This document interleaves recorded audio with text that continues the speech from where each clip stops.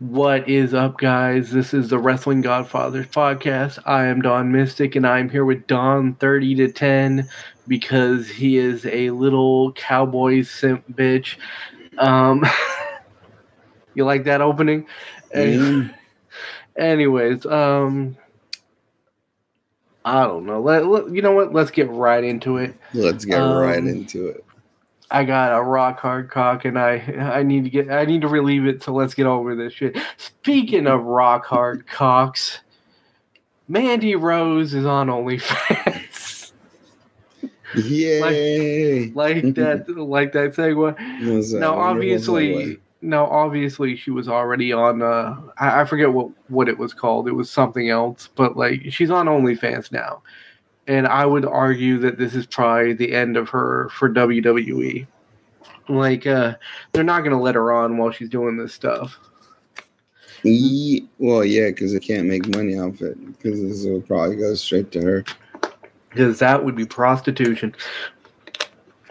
Or would it be? I mean, no, it would be pornography, but whatever. Would it be? Well, it depends. Not necessarily. I mean, there's a fair share of OnlyFans like that aren't actual like nudity. So there are pages that don't have any nudity whatsoever. So, I would argue they probably don't make as much as the nude pages stuff. But I'm gonna go out on a limb and say MandyRose is gonna make a shitload more if she goes nude. Yeah, I think most people will. But yeah. Not me. Well, people will pay me to put my clothes back on, but and you laugh, but same way for you, motherfucker. Nah. We are not beautiful men. Anyways, I would just like to say, or actually, the Funko Pop of Bruce Lee, or should I say, Bruce Wee, would like to say. He approves. He approves of this move by MandyRose, and he would like to know for a friend if she is selling her underpants. Now, I wonder. Yeah, for a friend, I wonder what friend my guy here, Bruce Lee, is asking for. Could he be on this podcast? Could he not be wearing a No, I'm not gonna throw you under the bus, motherfucker. You can. You can, but let's be honest. I'm the pervert of this group. There's a reason why I'm wearing the mask. Yeah, I was going to say. One of us is a borderline dominatrix, and the other one is just sitting there. So. Yeah. I would be like, yeah, I wouldn't have never asked for a friend. I'll just ask for myself. But yeah, MandyRose, good call. I mean, you got to make money somehow in this goddamn economy. Yeah, and I mean, she's obviously beautiful. She's going to get a lot of interest on OnlyFans. So, might as well do what you got to. I mean, yeah.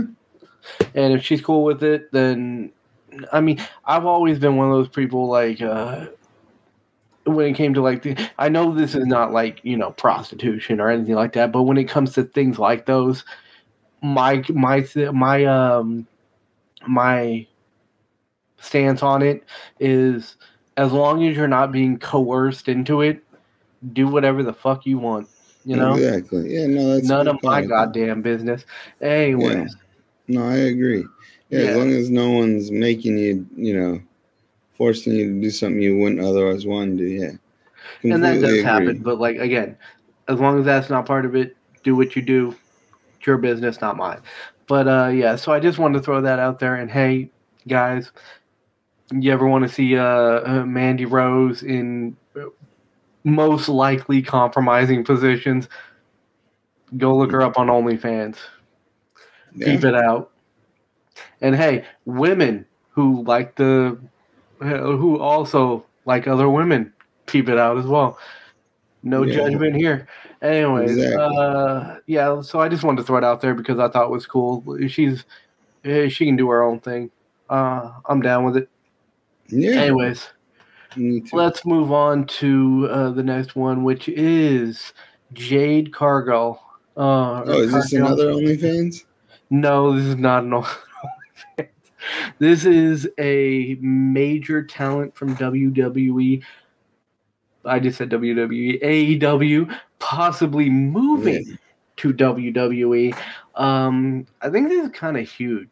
And I mean, some people would say, okay, well, I mean, like talent moves back and forth between companies all the time. But I think this one, she's a huge talent for the AEW. That's a given. But I also think that this might be the, I guess you could call it canary in the coal mine about WWE's women's roster right now is actually pretty stacked. I mean, obviously the tag team is not great, but the men's tag team isn't great. So like they just don't do tag team very well. But the women's roster is getting really stacked in recent years, and I think WWE might become the place for women to want to go to. Women wrestlers to want to go to. I think it will become the place to be to prove yourself. You know. Well, I tell you right now that WWE's women's division is far more competitive, far better booked, far more. It's just superior to AEW's. AEW doesn't put too much time on the women, and when they do, they're often running around doing goofy shit that looks dumb as fuck. No offense, but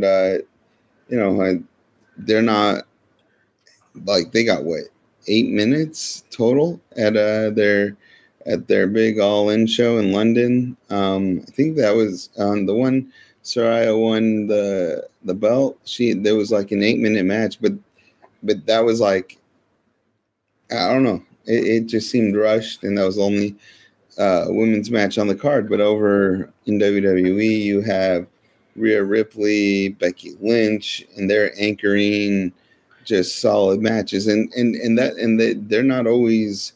They're involved in a lot of them, but it's not always just them two, but they're anchoring just great matches. I mean, that steel cage match between Trish Stratus and Becky Lynch, that was fucking dope. That was definitely more than 8 minutes long. Oh, yeah.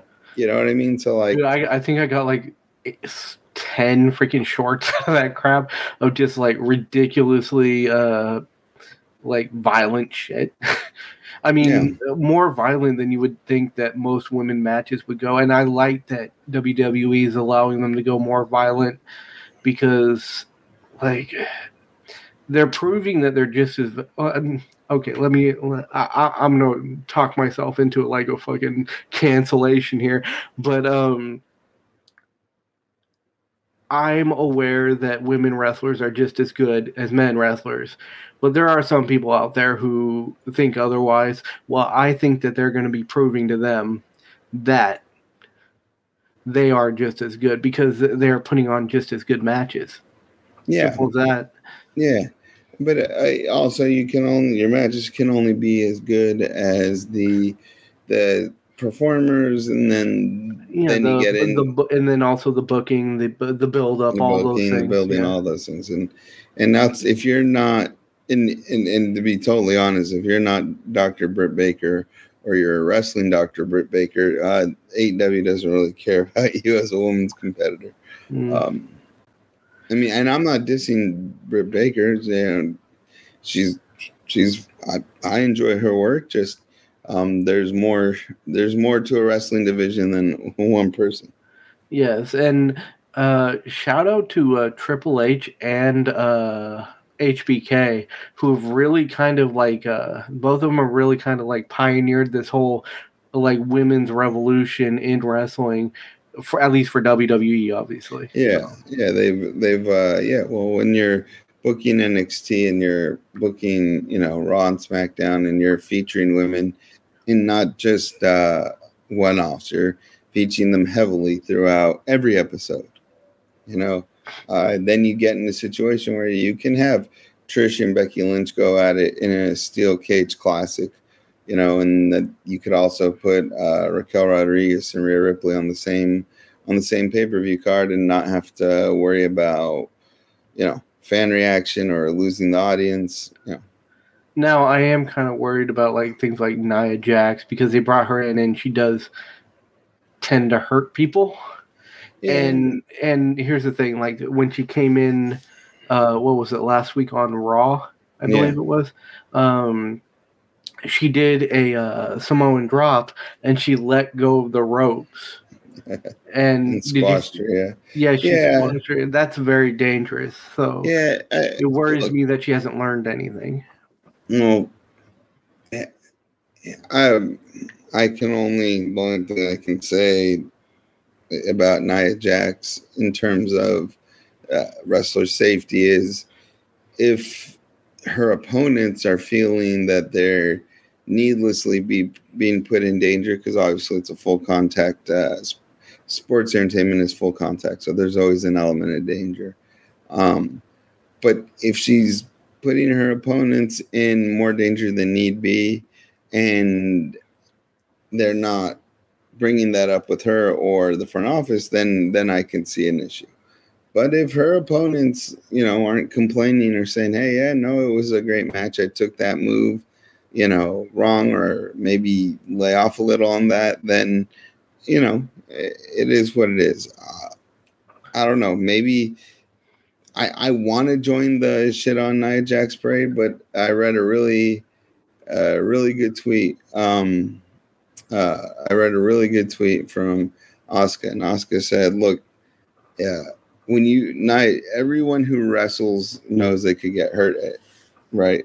She tweeted, and she said, if you get hurt in a match, you can get hurt whether you wrestle Nia Jax or you wrestle somebody else.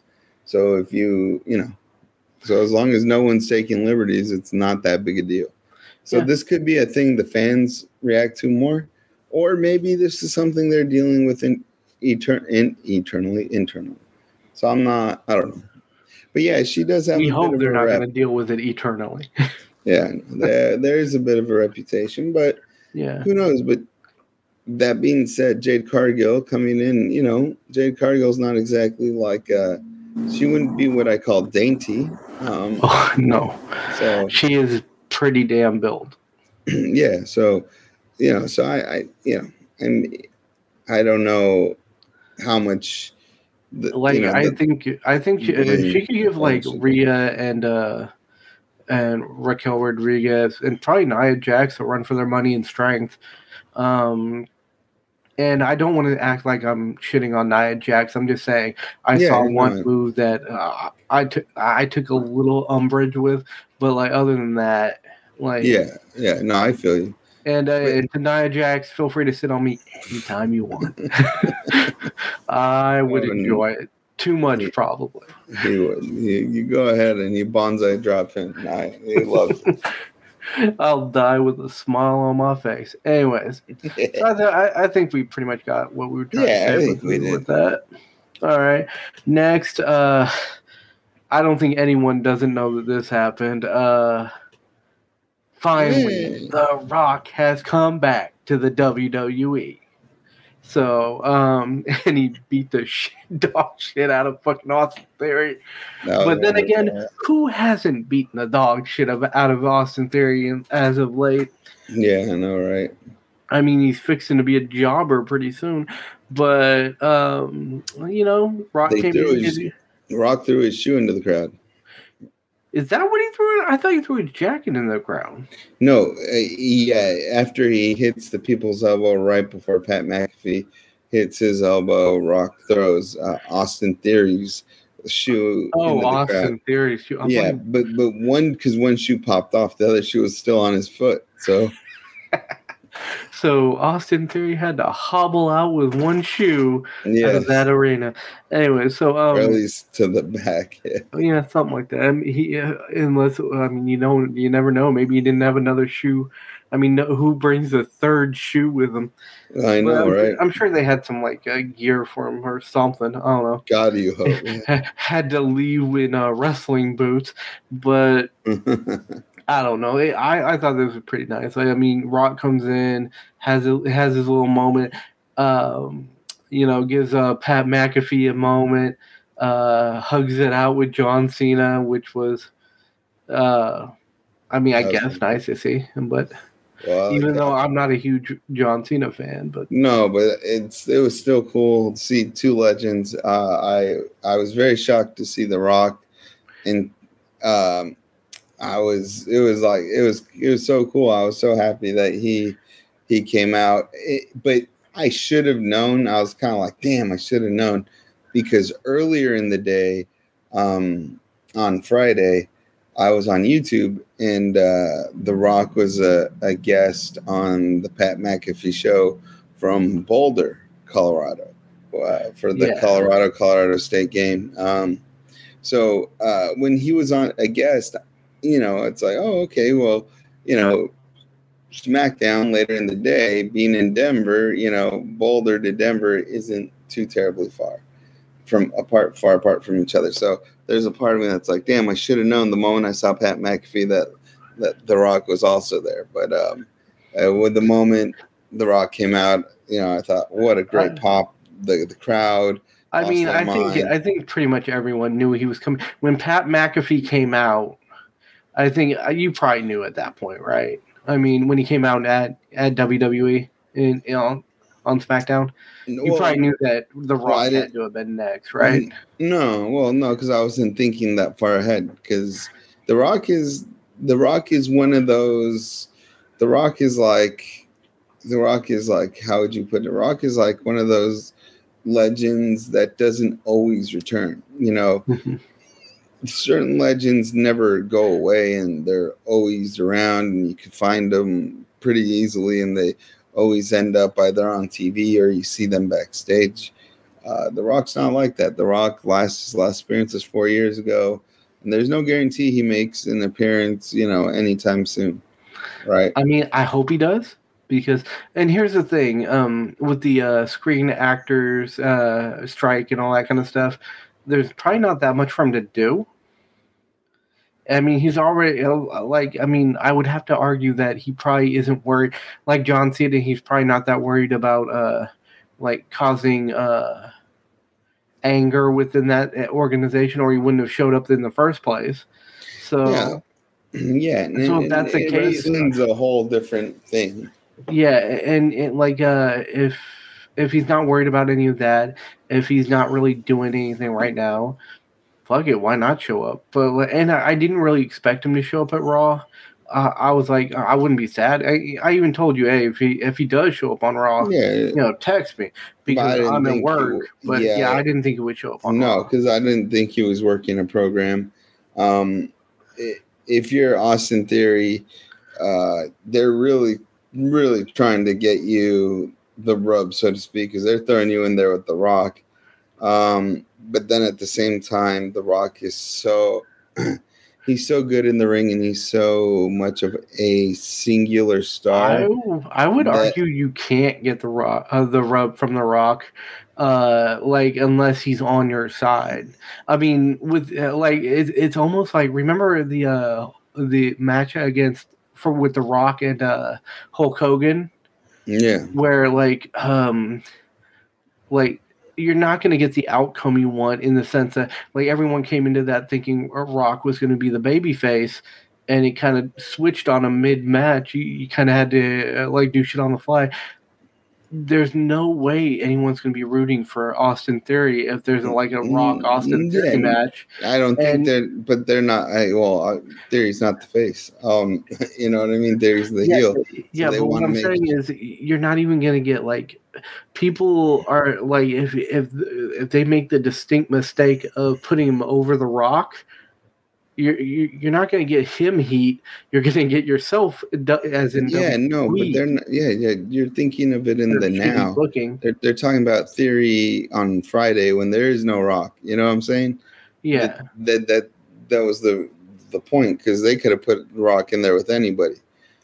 Personally speaking, I loved it though. The pop was huge. I loved it. I don't think it did shit for Austin Theory though. Oh well, we'll find out. We will find out.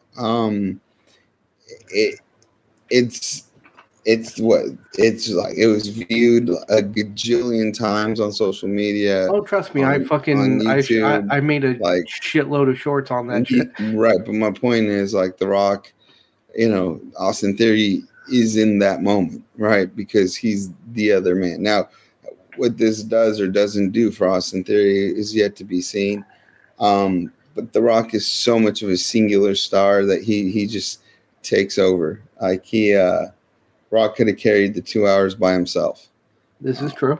And then when he and Cena had that stare down, I was like that's pretty cool. But you know, I knew nothing would come of it because there's not even really that much heat there. Now, if it would have been Stone Cold, that would have been even fresher, right? Because The Rock and Stone Cold have a 3 WrestleMania, main event long feud, right? And theoretically, until the Kevin Owens match, The Rock was the person that you could say retired Stone Cold, right? With their WrestleMania, I forget what number match. So anyway, I thought it was great. It was fucking excellent. The Rock can carry. He still got it. And he hit the people's elbow. The crowd lost their fucking mind. That's all he had to do. It was so good to see him after 4 years. But The Rock is elusive, so you might not see him again anytime soon. So enjoy it. Enjoy it while Although I think we all agree, or at least us two agree, we hope to hell he's there again Friday. Yeah, of course you want to see him. But I will say this though, everyone, and I don't want to be that guy that just shits on AEW for no reason, but the difference between WWE and AEW is there is not a single person in AEW, MJF, formerly CM Punk, anyone who can carry an audience both live and on telecast the way The Rock can carry an audience, right? Hell no. And WWE The Rock is an entity unto himself. So. Of course, and WWE has a few of those. So and obviously AEW is young in the game, so they might not even have the time to create that entity, but they don't have a personality. There is no one on their roster that's even in the same stratosphere as The Rock. I mean, I could think of a couple off the top of my head, like obviously The Rock, probably Ric Flair. I would say I don't know. I don't know if Ric Flair can carry Undertaker. Both. Undertaker could. Stone Cold could. Yeah. Like I still think Flair has it in him to like carry, not in a wrestling sense anymore, but like just a presence sense. Yeah, but I think Flair has to give himself some time to be away. I think every time Flair comes back and has these stupid last match evers, he also comes back quite often. Yeah, he's like he doesn't give us time to forget him. No, and no offense, Rick, but every time you come back, your farewell matches suck more than the last. Because Ric Flair's made a name. He's an incredible bumper, right? Yeah. Can work a good match or incredible match. Problem is, at his advanced age, he's falling asleep below the turnbuckles. Okay, all right. That happens. So we talked about you brought this up before I had a chance to, but The Rock was in fact on the Pat McAfee show in Boulder. Yep. And something he said stood out to me when on the Pat McAfee show, and that is that he said that the Roman Reigns match at WrestleMania between him and Roman Reigns was a done deal. The only thing that happened was they couldn't figure out a good enough story to tell, so they ended up scrapping it. But to me, that sounds like it might actually happen at this next WrestleMania. And I know you're shaking your head at me, but because here's the thing: by the time the next WrestleMania hits, that's around probably when the whole bloodline thing's going to come to a head. And like the breakup is going to come to a head, and The Rock can be thrown into that, and that can be a great story can be told from that.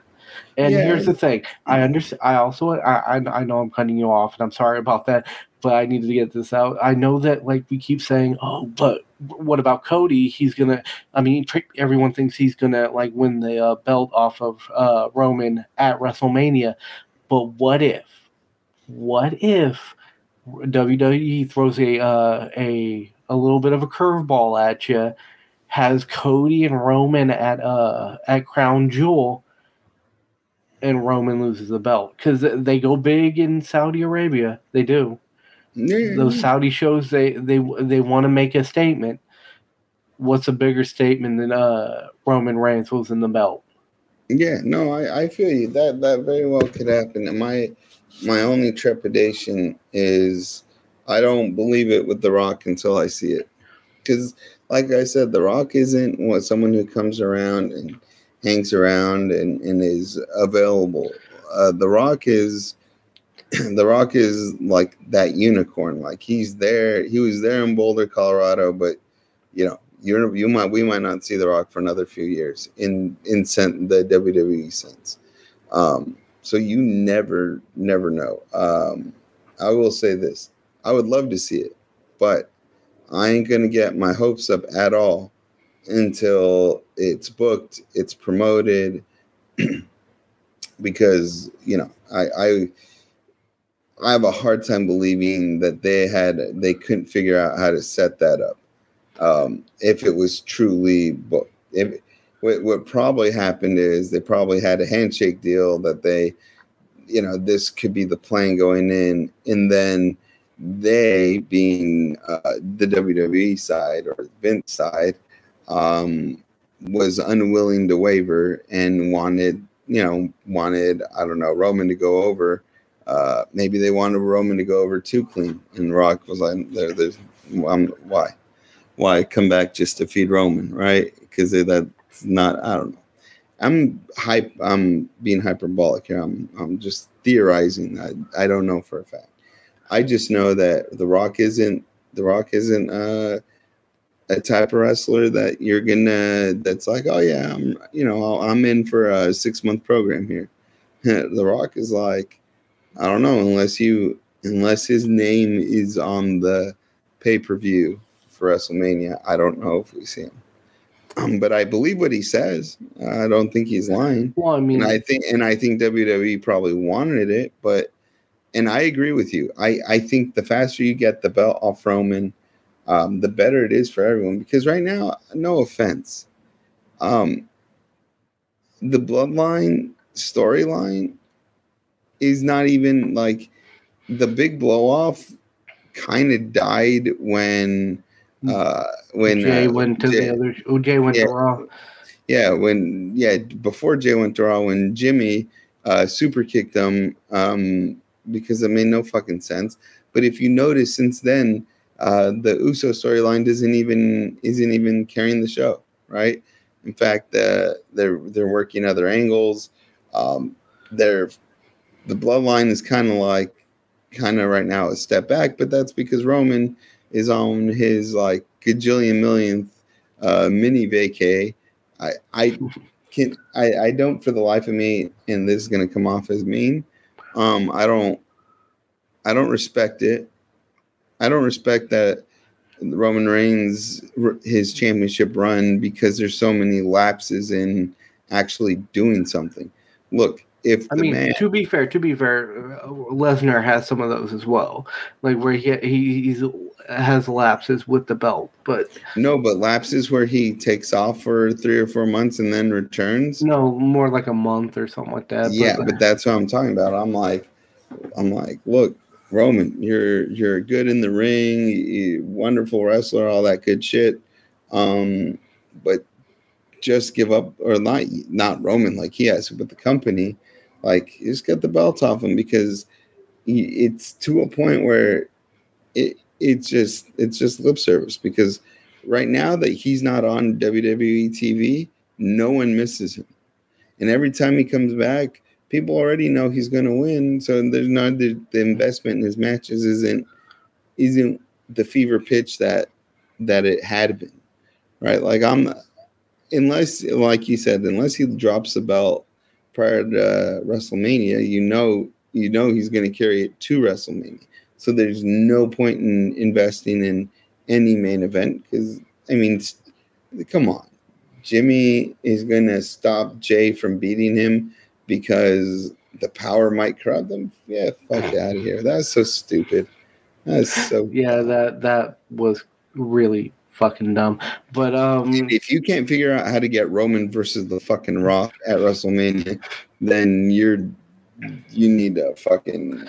Well, no, because the way they described it was so epic that none of the storylines that they had felt epic enough to warrant the match, and it's something like that. And I can get that, because when you have The Rock, it's hard to find anything epic enough to fit his like immense presence. And also you also have Roman Reigns, who's been, I mean, love him or hate him, he's been like the champion for a long ass time. Oh yeah, and I'm not hating on Roman because of the length of time he's been champion. I'm hating on Roman because within the length of time he's been champion, there's so many little sabbaticals and breaks that to me it's like that's not a champion. That's just a part-time wrestler. What, you mean you don't take 6 months off a year? No, I don't go to work for 3 or 4 good months and then take a quick 3 months off just because I can. Now, look, all power to him because he can do that. But I think if you're trying to tell a cohesive story with a belt that matters, then you need to get that belt off him. Because right now, whatever title he holds, to me, doesn't even matter. Because the Seth Rollins is there week in, week out. Yeah. So that strap has value to it. Roman's strap has less and less value because it's not even worth investing time in, because when he comes back he's going to go over. So there's no drama anymore. It's interesting that you say that, because I know I'm showing Rock and Roman, but this is mainly about Roman. Roman's when he's going to come back has been confirmed. Oh, okay. And that is, I believe it's the October 27th SmackDown. He's coming back and he's going to do a build-up before Crown Jewel. Yeah, what day is today? September 19th. So in more than a month, and he's been gone already. So, yeah, okay. Well, cool beans. Cool beans. Like, yeah. I do think this gives a little bit of credence to the fact that he is. I mean, we obviously knew he was probably going to work Crown Jewel because, again, that's a huge pay-per-view for WWE. It's a Saudi show. They're going to go all out. I really think he might lose the belt to Cody at this show. I mean, obviously, we have to wait until the 27th and find out who he's actually going to work with. I hope it's not like some bullshit. No, it is. I hope it's not, I'm going to face Jimmy. No, he's going to wrestle Cody's Wonder Dog. He's going to wrestle... It'll be Roman versus Cody's Beagle. And then Cody's going to actually interfere and super kick the Beagle because he doesn't want it to be corrupted by the bloodline. What? No, why, Cody? Why? No, but no, I'm so over Roman Reigns. It's ridiculous. But here's what I'll say. I'm over Roman Reigns because he's booked as this Don Mega, but he doesn't wrestle with any sort of consistency of a Don Mega. But you see that thumbnail you have on the screen? Now that is something I'm interested in. Yeah. And I don't care if Roman goes over because I think Roman's a fantastic wrestler.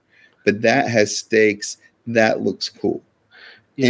And Roman's sort of already on like a legend style contract anyways. He doesn't need a belt.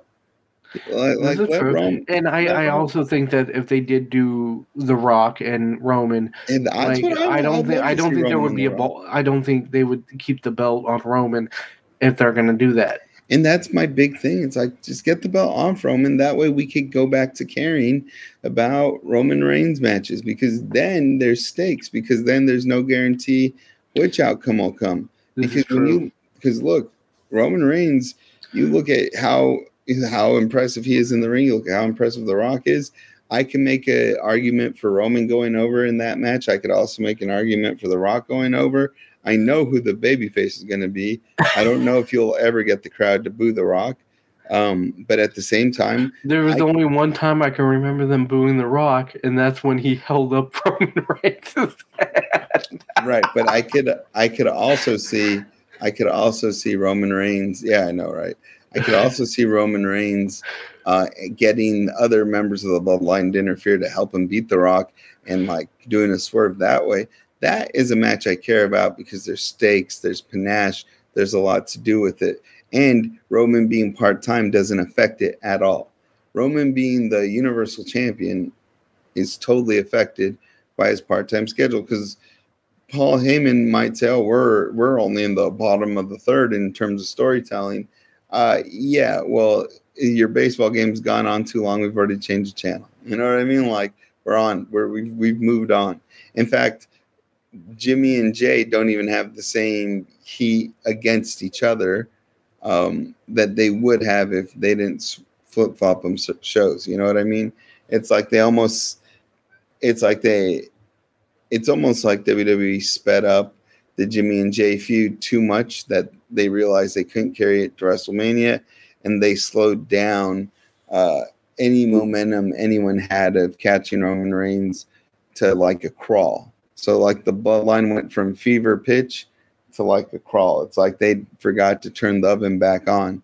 So it's just sitting on the stove, just cooling off. Like, honestly, right? Like, I mean, Jay's killing it on Raw. No one gives a fuck about Jimmy on SmackDown. Anyways, what I was going to say is I really do think that we're going to see Roman and Rock at WrestleMania this year. And I hope, and maybe this is just me trying to speak it into reality. Yeah, I know, right? But me too, yeah.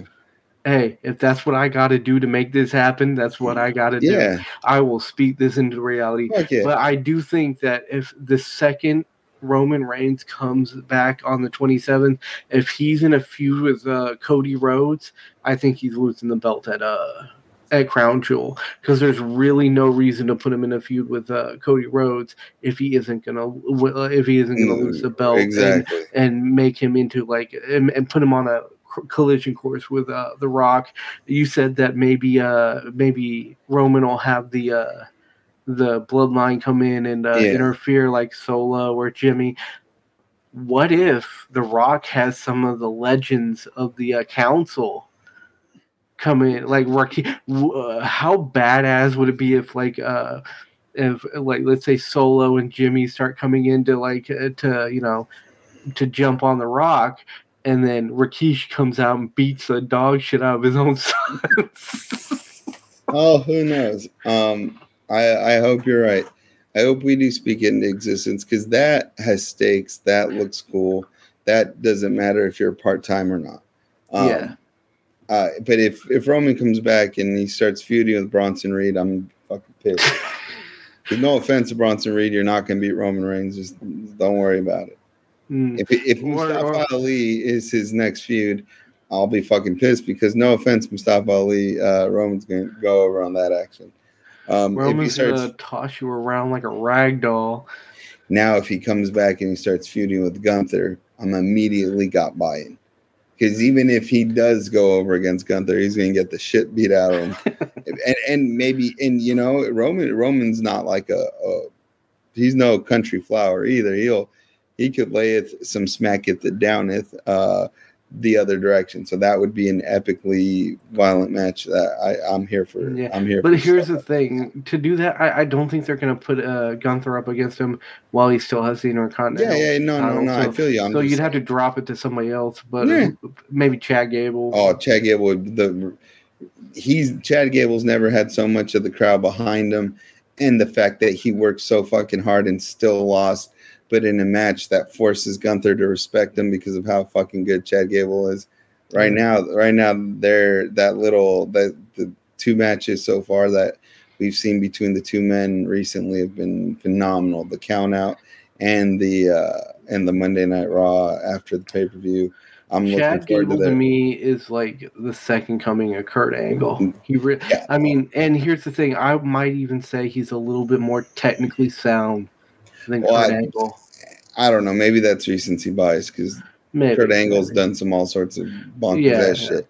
But look, I agree with you. Second coming of Kurt Angle, but just the work ethic, dude, like that. Like some of those suplexes, Jesus, like I'm just sitting there, like, how your knees not buckle, man? I know. Like some of them, he's like doing it from like them on a like laying down position. Yeah, so it's just like I'm like it's literally makes you think, is it gonna make it? And you're doing one of these, man. Do it, and he does it. Mm-hmm. And I don't know how he does it, but no, it's getting good between those two men, and I'd love to see Gable take the title off Gunther and then have Gunther push to the main event.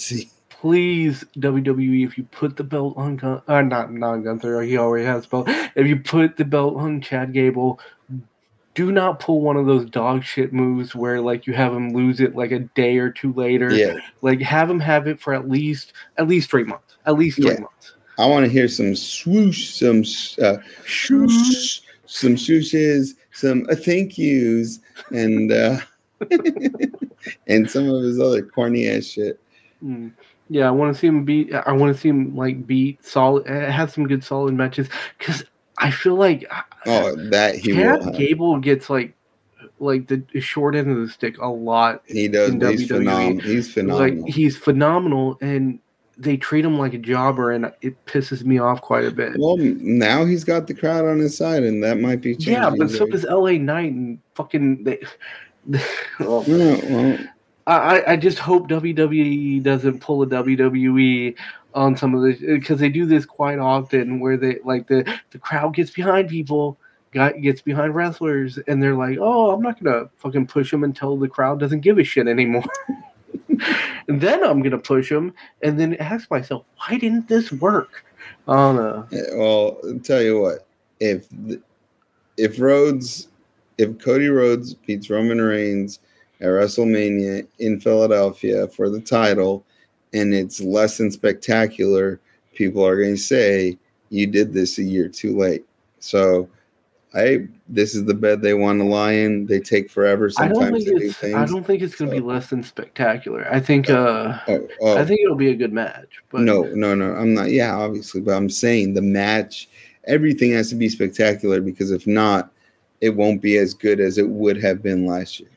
And same with Chad Gable, same with LA Knight. Strike while the iron's hot. But we'll see. LA Knight's iron is still hot. Hey, Triple H hasn't been wrong yet, so I'm not going to, or at least not to the point where you're like, what the hell did you just do? Yeah. The most wrong thing is kind of like a sort of like, oh, you turned the bloodline a little too fast. But, I mean, that's hardly the biggest thing. Yeah, true. And so last thing, we don't have to spend a lot of time on this. I wanted to do this because I thought this was fucking hilarious. But if Cody is able to take the belt off of Roman, and this is 100% speculation, obviously, if he was able to take the belt off of Roman at Crown Jewel, who do you think he goes into a promotion with? Like a series with? Who does he have a feud with? I don't think it's going to be Brock, obviously. No. He just had a massive one with Brock. No, I think it has to be someone like a Damian Priest type. It has to be someone who legit could theoretically beat him, but someone that you want to build Cody Rhodes on top of. So I think that would be the... Here's what I think. And you just throwing it out there. I think, because I'm assuming that Gunther is going to have a match at Crown Jewel, because why the fuck wouldn't he? And maybe it's fucking Chad Gable. Yeah. But like, I think that because they've been building up the Chad Gable Gunther thing, and Chad Gable has been taking him to the extreme, you put the belt on Chad Gable, and then Cody wins the belt off of Roman, and then they go into what would probably be one of the most epic feuds of both of their careers. Because it would be pretty cool. Like, Gunther is badass in the ring. Yes, he is. Cody is I want to call him the ultimate underdog. Like, 'cause anytime you see him in the ring, you think, I'm not sure he can do this. And then he proves you wrong every time. And for some reason, maybe it's because he's on the smaller side a bit. But I do think that like he has this underdog quality to him. Like he never has like a completely dominant match, in my opinion. Right. Like he's very much like a man who beats you with everything he has, and I think him and Gunther would be like. But I think them having a feud would be great. But I want it to be for huge stakes, so that's why I want the belt to be on Cody, and I want Gunther to be going after it. And I think agree. That would be great. And then by the time you hit WrestleMania, maybe you put him in a feud with Solo. That'd be cool. Because you're gonna. I'm pretty sure that by the end of like WrestleMania, God willing, we're gonna see the end of the bloodline breaking up finally. So Solo is going to go solo, and not to create a stupid ass pun, but I do think he will go on his own at some point in the near future. And having him like at WrestleMania with Cody, that would be a pretty damn good match. Yeah, it would be. Yeah, so I don't know. I agree. I don't disagree. I think it'd be awesome. And I think we can both agree that take the belt off of Roman. We don't at this point. You don't even have to give it to Cody. Just give it to anyone fucking else. Yeah. Give it to Chad Gable. How about that? Exactly. And here's the cool part. Roman loses no luster because of it, because now Roman becomes a special attraction, sort of like he kind of already is. You don't have to change his schedule much. He could come for 3-4 months at a time and then dip for a couple of months, and people will care because it's not the canonical main universal title. Call it the Brock Lesnar effect. Yeah. The reason why it's good that Brock doesn't have the belt all the time is because he's not here all the time. Exactly. And like when he comes in, you think, oh, somebody's going to get their ass kicked. Yeah. And they're usually right. Use fucking Roman the exact same way. Yeah. Or if Brock does win a title, he wins it right when he comes back, and they're setting him up just to have someone take it off him. So, I mean, you can do a lot of things like that. Exactly. But you don't need because I think, unfortunately, it doesn't turn people on Roman Reigns. Like, they're still going to cheer him. They're still going to boo him. It just, people get tired of it because it's hard to respect on a different level when you only wrestle, 6 times a year. It's like you're not really on a different level. You just don't do it. Seth Rogen doing it every fucking pay-per-view. Seth Rogen? You mean Seth Rollins? Yes, although it would be very entertaining to see Seth Rogen defend any title. Yeah, he could the comedy writing title, something like that. He can. I don't know. The McLovin Championship title. WWE Comedian Championship. Hey, it could be done. Telling jokes while beating the shit out of each other. Yeah, and he's Canadian too, so maybe he'll align himself with Sami Zayn and Kevin Owens. Mm-hmm. Maybe. There you go. All right.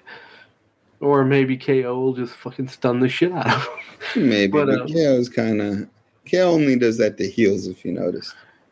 Unless he's a heel, in which case he'll do it to faces. Yeah, so and it all depends. I'm going to be honest with you. The way things are going, KO kind of seems like he might be headed down that route pretty soon.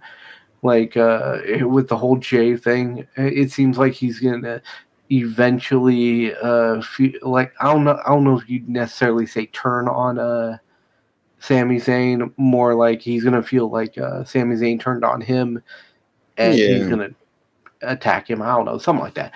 But anyways, the point is, let's save that for a future episode. The point is, anybody but fucking Roman with the belt. How about that? That's the point. Agreed. That is the thesis of this fucking podcast. Yes. So anyways, thanks for watching, guys.